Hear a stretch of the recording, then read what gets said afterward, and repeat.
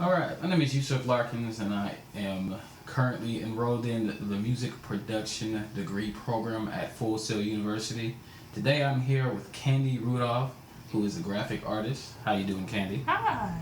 Alright, I got a couple of questions for you. First off, where did you get your graphic art degree from? I actually have a fine art degree from Texas A&M University. Sweet. How'd you like it there? It was dumb. What It was on the beach. That was cool. But that also meant lots of beach bros. Alright. When did you first start creating visual art?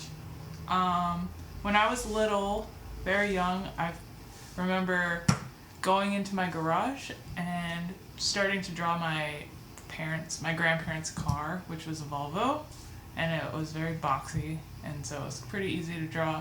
And I had this photograph of my uncle's VW Bug from like the 70s, and I remember drawing that and doing a pretty good job, and I was like, what? I guess I can draw. Sweet. Alright, so you do a lot of art for bands. A lot of local bands, including myself, and she's pretty good. Yeah. How many bands have you created art for? I don't know. Maybe locally, probably like, not too many because I'm pretty new to the city, but I'd say around like 6 or 7 different bands, maybe more than that. I've done a few like festival type things too that, encapsulated a lot of bands, so that kind of counts as more. More than one, yeah. Alright, how do people around you feel about your interests in various art forms that you partake in? Well, I grew up with my grandparents, and they weren't surprised because my great-grandpa was a pretty awesome artist, but also at the same time they were very thrilled that I wanted to pursue it as a career, because I started off as marine biology, which they were like, yeah, science!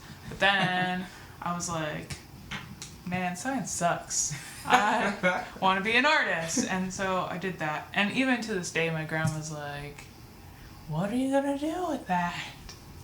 And I'm like, hey, I just made $300 doing this design thing. And she's like, what are you going to do with that? Yeah. But like, most of my friends think it's pretty cool, and I get a lot of support, and friends, buy my work and stuff, so that's pretty cool. Sweet. Alright, what do you see as the role of visual art in today's society, particularly in your profession of art?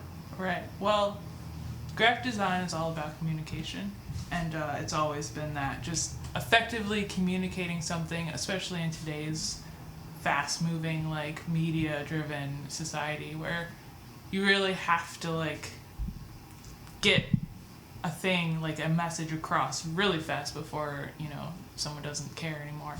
Right. And so I do a lot of flyers for bands, and so, like, flyers that people pin up on poles.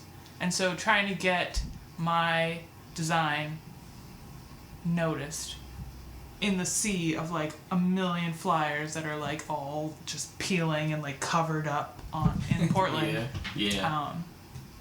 That's a challenge, and that's my role. Communicating that there's this show, you should come see it, and like, it's gonna be cool. Cooler than all those other shows. Alright, what kind of changes do you believe that you had to make to keep up with the changing forms of art, and how have you kept the elements of the past and staying current with the times? Well, my favorite design is from the 60s and 70s, and so I gain a lot of inspiration from that. Like, I do a lot of flat graphic work. Like, most of my work is very graphic and bold, and so that has come and gone with the times. Like, every couple of years the trends will be like super flat and graphic, and then it'll go to like radiance and bubbles and like really a lot of depth, and then it'll go back. Just trying to work my style and keep it fresh and like attractive to no matter like to everyone, no matter what is in trend right now. Okay. That's cool.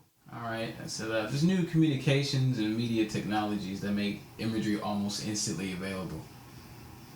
Do you believe this is having a positive or negative influence on the industry? It's definitely both. I mean, for me personally, sometimes it has a negative because like I'll finish a project, but it won't be 100% finished, and I'm just like so excited to share it that I'm like, oh, I want to post this online, but then it's like not finished, and like, you know, I get all the likes on Facebook or whatever, you know, like on that image, and then when I upload the final one, they're like, meh, over it, and so it kind of affects me negatively and like my image. All right. What popular images do you see that are frequently repeated throughout the industry? Okay. So that's another thing with the Tumblr trends. Like, they come and go, and there's lots of different trends happening. And it really depends on different genres. Like, you know, in 2007, it was all about, like, galaxies and, like, pink to blue gradients and, like, very 80s retro, but, like, in a very modern way with, like, pyramids, triangles, wolves, space cats, you know, all that stuff. And now it's like a lot about the Illuminati, like all that Symbolism stuff, yeah. The all-seeing eye and the hands and, you know, pyramid, and still the pyramid. The triangle has been a stable geometric symbol. shape for a long time. Yeah. Who's one of your favorite visual artists, and what is your favorite visual style of art? All right. One of my favorite graphic artists is Herb Lubalin. I don't know how to pronounce it, but he's from like the 70s. He's a typographer who created my favorite type font, avant-garde Gothic. And my favorite painter is Wayne Thibault, who does also like graphic, fun, bright things, just like I like to do. He paints a lot of cake and candy and stuff, which is I'm all about. Yeah. Right. So, just really bold graphic pop art is my favorite stuff. Sweet. Thanks for talking with me. This will conclude this interview. Anything else you want to say to the people before we sign off? Support your local artists and designers because we're struggling artists too, and we'll support you. I love that message. All right. Thank you, Candy. Thank you.